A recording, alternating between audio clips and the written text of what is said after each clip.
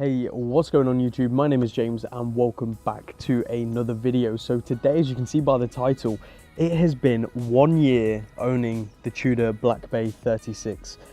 As of right now, I have it on the NATO that comes with the watch, and we'll get more into that in a little bit. But I just can't believe it's been a year already. It's been crazy how much has happened within that time. If I just look back and think of how I've already moved again within that year, how much has happened, how I've got the new website and the business is going well, like it's crazy how much can happen within a year.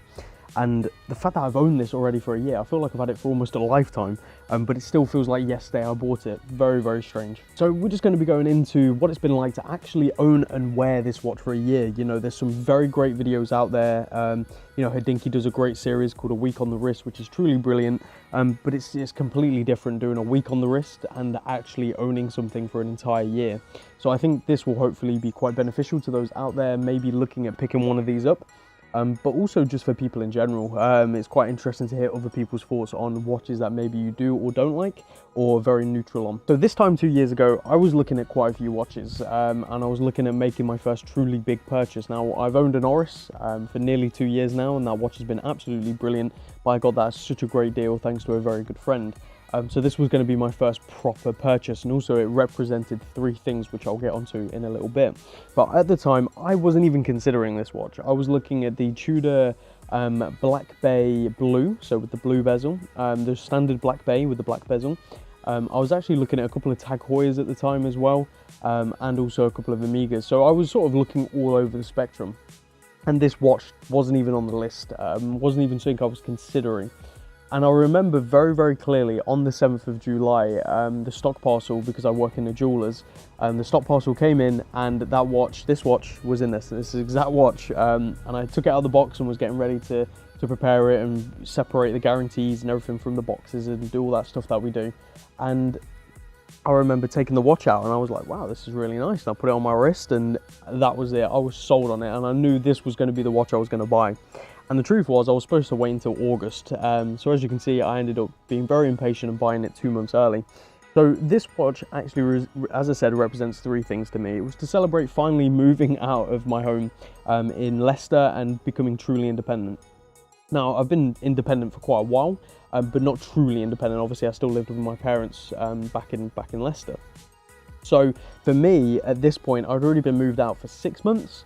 And working away from home for about 8 or 9 months at this point. So I'd been away from home for quite a while, but I felt like at this point in my life, I was truly an adult, I was truly independent. You know, there was no chance of me ended up going back to Leicester to live with my parents. You know what I mean? I got to that point. So it was to represent that. It was also to represent my 20th birthday, which was in August, which is why I said I should have waited until August. But it was also the third reason, the third thing this watch represented to me was finally getting into the watch industry. So for those of you who've been watching for a while and know me, this has been something I've wanted to do for a very long time. And I think my very first videos, I was not even in the watch industry at this point. I could be wrong, but it was something I've always wanted to do. And I've worked every job you can pretty much imagine: fast food, normal retail, warehouse work, door-to-door sales, like everything. But watch industry was always something I wanted to get into. And I remember in Leicester, I applied to every single place and not a single place would accept me in. I even went into a lot of stores, sat down with the managers and like went through watches with them. This is after applying, and they were like, oh, you clearly know your stuff. You know, you should try and apply for a job here, or you should get a job here. And they'd say stuff like that. And then I'd be like, well, I did apply and you guys turned me down. Can we reconsider? And it was always just talk, you know, yeah, we'll take another look. Never did. So that happened, and I finally got a job in the watch industry for a company called Watch Station, which I think is pretty global. I think it's all over the world. It's owned by Fossil, the Fossil Group, so they sell a lot of Fossil Group brands like Michael Kors and Fossil itself and Skagen and all these other brands. So that was my first foot into the industry, but I didn't feel like I was in the industry because I was actually working in an outlet, in a House of Fraser, which is like a department store. I think that's what it is. They sell everything. And it was 3 counters long, and that was it. So there was like 100 watches at most, and they were all discounted stupidly cheap. So there wasn't much selling involved. I didn't feel like I was in the industry. And I took an opportunity to work over a different branch, which wasn't an outlet, which was a bit more of a, you know, step into the real world. And I finally got a job in Beaverbrooks, which is where I'm at now, which is a jewelers here in the UK. So it was like, that job at Beaverbrooks, which, like I said, I'm still working at, was my first real step into the industry, like a respectable step in my opinion. And this watch was to represent all of those things. It was like a celebration, apart from turning 20, because that's just life. But the other two things, it was definitely a celebration of, and sort of a treat to myself for my 20th. So that's why I went with this watch, and why I chose it over the others. It's very, very difficult to say in words. But for those of you who are watch nerds like myself, you'll know that once you've put a watch on and it just feels right, this watch definitely just felt right on the wrist. It just, you know, I haven't got a big wrist. I'm a small guy. I'm 5'6". So for me, this was just perfect. It felt absolutely great. And it was a Tudor. You know, that was a big deal to me. So might as well go over a little bit about Tudor. I'm sure most of you watch guys know, but basically Hans Wilsdorf, the guy who founded Rolex, decided not too long after, I think it was like 20-30 years, that he wanted to create a separate brand. He wanted to create a more affordable alternative to his own brand Rolex, which at the time was pretty crazy.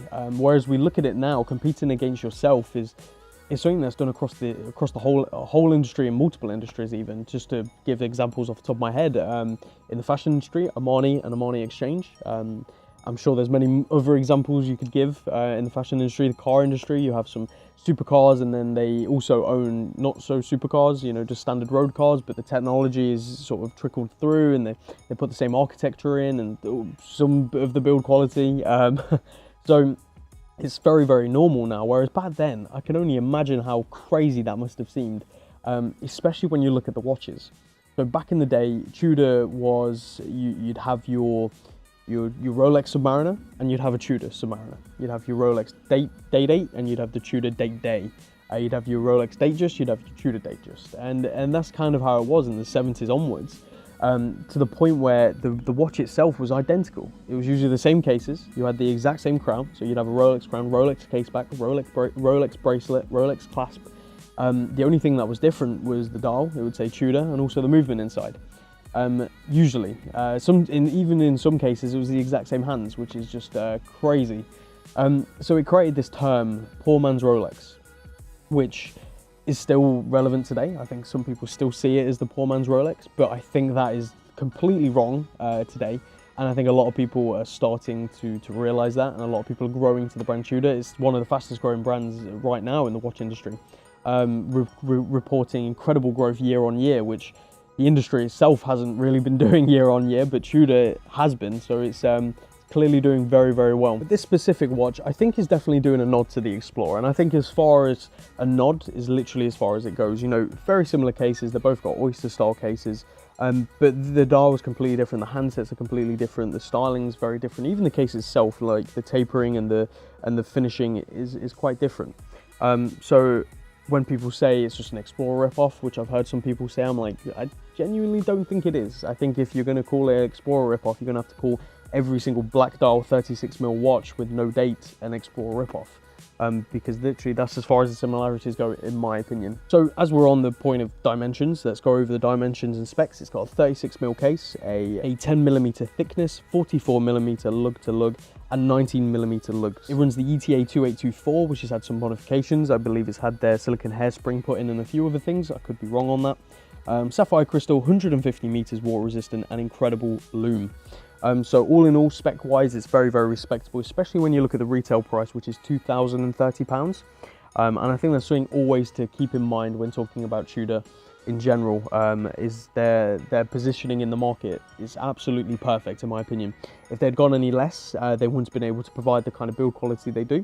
And if they go any more, they're stepping into territory where they're not as well positioned. I still think they'd happily and easily compete, but I think in their current price point, they kind of dominate that side of the market and make it very difficult to justify £1,000 more on a different watch from a different brand, and also £500 less on a different watch from a different brand. They've really positioned well. So as we're talking about what it's like to own this watch, let's go over what I thought I wouldn't like and really ended up not minding or loving in the end. And the first thing was the crown. We'll go over that because it's something that people mention quite a bit, to be honest, when talking about Tudors in general. The crown has a visible gasket or O-ring, however you want to call it, where you can see the black. If you get the Tudor Black Bay red, it has red. If you get the Tudor Black Bay blue, it has blue. They sort of color coordinated. Now, because of that, I thought it'd be something I really would end up not liking. You know, the fact that the crown doesn't look like it's screwed down in some situations, which is something people have mentioned to me before. They've gone, James, your crown isn't screwed in. But the truth is, after probably even 3 days, I completely just forgot about it. I didn't even notice it. It just became the part of the watch. And I know some people really don't like it, but to me, I genuinely don't even notice it's there anymore. Sometimes I completely forget and someone points it out and I'm like, oh yeah, there is that on the watch. So again, it was something that hasn't bothered me at all whatsoever. So I think if you're letting that hold you back in terms of getting this watch, definitely don't. Just get the watch if you like the watch. The next thing I thought I wouldn't like, and now I think it's quite stupid that I thought this, was on the bracelet, the clasp. I genuinely thought I wouldn't like the clasp. It just, I don't know why, I just felt like it was going to feel quite cheap.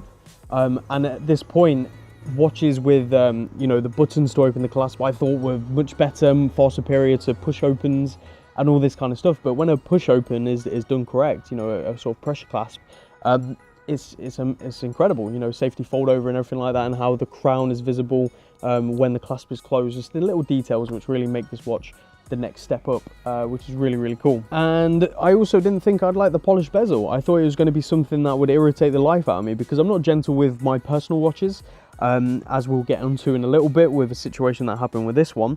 And you can definitely tell, I'll obviously be showing clips and everything, but the bezel is scratched. It's scratched to death. But all in all, I think the polished bezel just really contrasts with the brushed case so well and really brings the watch to life, especially with the polished hands and the polished indices around the lume. It really contrasts beautifully, to be honest, and something that I've grown to really, really love about the watch. And I think if it was brushed, it would not look anywhere near as good. And the final thing was the size. I actually wasn't 100% sure on the size. It fits me perfectly. I love 36mm watches. I've owned multiple throughout the years, and I would say 36 to 38 is my favorite size of watch. But spending this kind of money and getting a 36mm watch was something I wasn't sure about. I wasn't sure how long I was going to like it, and if I was going to get bored, or if I would end up wishing I'd gone with just the standard Black Bay. I can safely say the size has been one of the most perfect things of this watch. It's so comfortable to wear. It looks great in every single situation imaginable. Okay, now we're going to go on to the things that I didn't like and still don't like, and things that maybe have happened. There isn't many at all, to be honest. The only thing that I didn't like at the start and still hate today is the strap I have it on right now, the NATO strap. The reason for this is the lugs. So the size of the strap, first of all, is wrong. I think it's an 18mm strap and it should be 19. These are complementary with the watch, by the way, regardless of whether you get the leather or the bracelet. I went with the bracelet and got this strap with it. It's the wrong size. In my opinion, it makes the watch look cheap. And this is where it's very torn down the middle. You know, I've done a lot of polls since owning this watch, and the polls on Instagram have always been almost 50-50, or swaying more to one or the other. But it's never been like a clear victory. I think a lot of people feel the same way, and a lot of people completely disagree. I have seen this strap on the Ranger, and I think on the Ranger it looks incredible. But for some reason on this watch, I just don't think it works at all. I think they should have just gone with a plain black strap, maybe with white stitching or something like that. I don't know, just not a camo. It makes it look so cheap, in my opinion, and like a toy. So yeah, really not a fan of the NATO. It just doesn't do it for me. And the reason I'm wearing it right now is because a lot of people have said you've got to give it a chance, you've got to wear it, and you'll appreciate it. So I'm wearing it. But still right now I cannot stand it personally. And also I just don't get how they got the size wrong. You know, it's just not something you'd expect from a brand of this point. And I know it's complimentary with the watch and you can only complain to a certain point, but just the fact that they got the size wrong just seems really like poor to me. It just seems really bad. And that's not just on this watch, it's on quite a few of the Tudors, that they've got the size completely wrong. So, I don't know. Next thing is a situation that I did myself, to be fair, and Tudor's handling of the situation, I'm not 100% sure on. I'm just going to tell you what happened and let you make up your own mind. That's what I'm going to do. I was at work with this watch. It would have been about 4 or 5 months ago now, and like an idiot, I whacked my watch on the side of a counter, quite a sharp-edged counter. And it actually scratched the crystal. And this is, as I said earlier, is a sapphire crystal. So it wasn't that hard of an impact. It definitely was an impact, but it wasn't that hard that I thought I'd scratch the crystal. And to put it into perspective, that same corner I've caught my Oris on too many times. And it's a corner I look out for now at work. But the Oris is completely fine, not a single mark on the crystal at all. Whereas this scratched, and my initial thought was, well, maybe the crystal wasn't scratched, it's the anti-reflective coating. So I thought, that's not a big deal, you know, if I send it back to Tudor, explain what happened, but hopefully they'll be nice, especially considering it's still in warranty. I work for a company that stock them as a stockist, you know, I thought that might be in my favour, a little bit cheeky. And also the amount of content I've done for it, and the fact that I've been to the manufacturer, met the managing director, blah, blah, blah, blah, blah, all these other things, I thought they'll be nice. So I send it to them, and they come back saying it needs a full service to replace the crystal because the movement cannot be removed from the case. You have to go through the movement to get to the crystal. And apparently this is common with quite a few brands. I'm not a watch expert, I'm not a watchmaker, I don't understand how movements work and everything like that, but I'm not too sure if this is literally fixed in the case, that's what they're saying, or whether they just they have to go through the movement in terms of like taking the movement out. I'm not too sure what they meant by that, but to me, it just seemed a bit crazy. So the quotation was quite high because obviously the cost of a new crystal, but also the cost of the service. And the watch was only 7-8 months old at this point, and it's running completely fine, by the way. I've been keeping it on test over the couple of weeks, and I'm running almost a second a day, literally plus 0.9 seconds a day, which is just stupid accurate. I got very lucky. They're not all regulated, this, I promise. I've just got very lucky. But yeah, so that was a situation which really bugged me. I didn't go ahead with the service because the cost of that, I was like, that's just ridiculous for a watch that's 7 months old. And also the scratch isn't that deep, and I still believe it's a scratch of the anti-reflective coating rather than the crystal itself. So personally, I believe there's an easy solution. I don't know how to do it. I could be being very ignorant to the whole watch world, and if I am to the watchmakers, I'm very, very sorry for my ignorance, but it just doesn't seem like it needs all that work that they claim. So that's the situation that happened, and the only thing that's really been an issue with this watch, and something that kind of put me off a little bit, and I was like, ugh, and the handling of the situation as well, maybe I'm just biased, and because it's my watch and that I did the videos, I was expecting some special treatment. Maybe that's the kind of treatment they give to everyone, and I shouldn't feel the way I feel about it, but something I think definitely worth noting. So that's what I don't like, and what I do like about the watch is everything. Truly, I absolutely love everything about the watch: the size, the build quality, the bracelet, the crown, the movement is very, very accurate, very well regulated. You know, everything about this watch, in my opinion, is perfect. But we're going to talk about one more thing. One more thing in this video. It's probably been a very long video, I'm sorry, but I wanted to do it sitting down, very casual, you know, just go over things as they come into my head, and also I've got a few notes on my phone. But Rolex this year at Basel released many watches, as you guys probably know, and one of them was a new colour of the Oyster Perpetual. They released black and white. I think they're very, very nice, and I think, in all honesty, the 36mm Oyster Perpetual in black is a serious contender to this watch. Now hear me out, I know that watch is almost double in price. I think the retail's 3,920 and this is 2,030, so almost double. But I think if you're the kind of person who has saved up enough to spend £2,000 on a watch, you clearly have £2,000 of expendable income. That's income you're willing to wash your hands of and pretend it never existed, usually with watches. I understand there's residual value, and if you sold it at a later point, you have your money back. But the point is, you're not spending £2 if you don't have £2 to spend, right? So, in most cases. So, if you buy this watch, I think you are in a position where you can wait and be patient and save up the extra amount to get the Rolex. Does that mean you should? That's completely up to you. But I just want to throw a few things out there. Something since seeing that Rolex that's made me look at this watch a little bit differently is the design. So it's part of the Black Bay range, so it is a dive watch. It's got 150 meters water resistant, it's got the snowflake hands, it's got the large lume pips, everything like that. All the characteristics of a dive watch, but squished into a 36mm case with a polished bezel, no rotating bezel, no dive timer. Recently, I've just been feeling like it doesn't really know what it is, and it's only since sorry about the next door neighbors have chickens. There's so many distractions. But I don't know what it is, but just recently, since seeing that Rolex, I've really just felt like that Rolex is perfect. And that's not to say the Tudor isn't. The Tudor's great, but there's great and then there's perfect. That Rolex, the design, the finishing, the way the font is, where the logo's placed, the straight batten hands, straight batten markers, the case size, everything just makes sense. Like, you look at that and you think that's a 36mm watch, and you probably look at it on wrist and you go, that just makes sense. Whereas this, some situations I look at it, because occasionally I wear it on a leather strap from De Griff. If you're looking for a strap for any Tudor or any watch, De Griff is the guy to go to. But occasionally I wear it on a leather strap because I just like the way it looks. But I'll look down and just be like, what is going on with the watch? You know, it's 36mm, it's dressy, it looks dressy. It's got a polished bezel which contrasts nicely. But then you've got these giant snowflake hands with giant loom. It's a bit all over the place. I still really love the watch, but I just don't know which one it is, if you get what I'm saying. I could be talking complete rubbish here to some of you, and you might be like, well, the design's perfect. It is. The design is great. But in some situations, it just doesn't work with one thing, and it doesn't work to be the other either. It's kind of like lost in the middle somewhere. Whereas that Rolex really just knows what it is. It's a classy watch.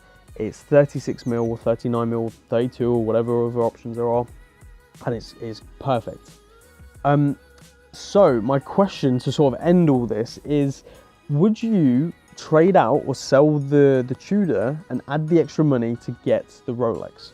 In all honesty, I think if I had seen that Rolex in person as well, which I haven't yet, and I was considering getting this, I think I would have probably have waited, in all honesty. And I am definitely considering trading it out at some point. Not right now. I'm definitely not in a position to do it now. Maybe next year, late next year, or the year after. So definitely some time still until I do it. But it's something I'm definitely considering, and I think it would be a good trade. The only thing holding me back is obviously the sentiment I have to this watch.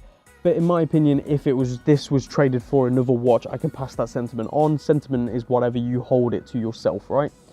People can tell you, I can't believe you did that because of what that watch meant. But the truth is, if you can pass that sentiment on and know that it's passed on to something else, it's whatever feels comfortable for you. So that's something I'm considering. But that's going to be it for today's video. Let me know what you think of that final question, and also what you think of this watch in general. Do you own this watch? Have you tried it on? Do you prefer the 41mm? Something I forgot to talk about. I can't stand the 41mm. I think the design of 41mm just doesn't work. Personally, I know a few people who own it. Don't mean to offend you, but that's just my personal opinion. And let me know everything down in the comments.